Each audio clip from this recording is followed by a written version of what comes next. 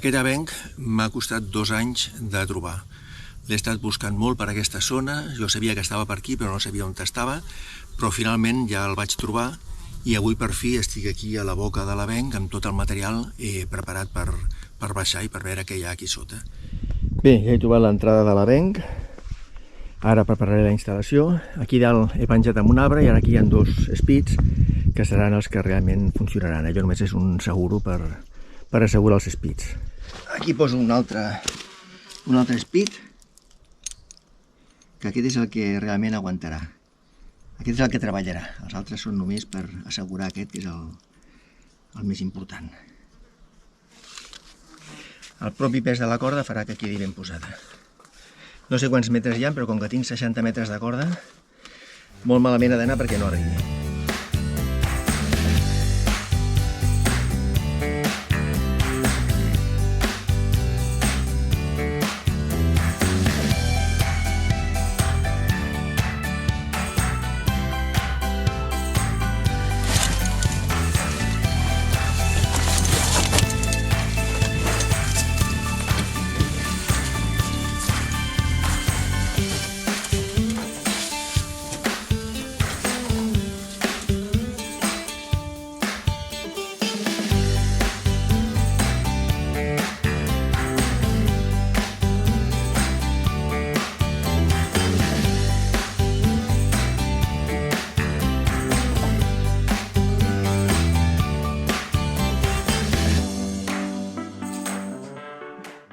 La baixada ha sigut interessant perquè està tot ple de colades al voltant, tot ple de formacions molt maques i molt ben conservades. Es nota que aquí ve poca gent i molt maco tot.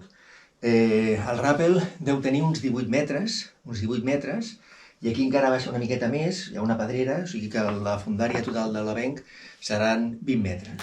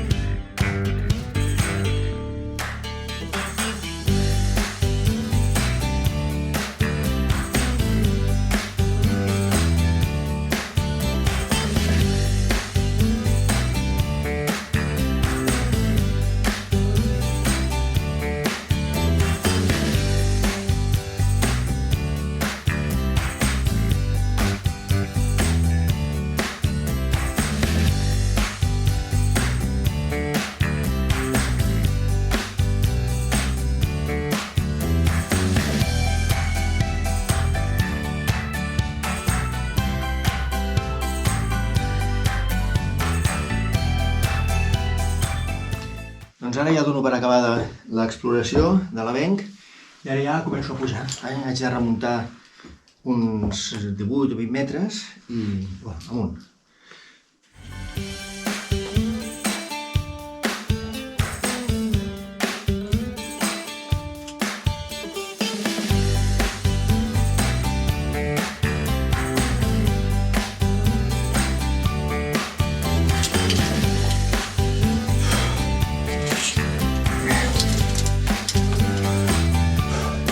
Ja estic sortint. Ja em queda molt poc. Aquí és on hi havia el jardí botànic, però ja veig que ja no hi és.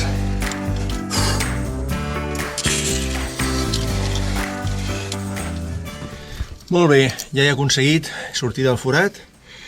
Ha estat molt maco. No era tan gran com jo m'imaginava, era més aviat una cavitat petita, però molt interessant. Hi ha moltes formacions. La veritat és que estava molt ben guarnida i m'ha agradat.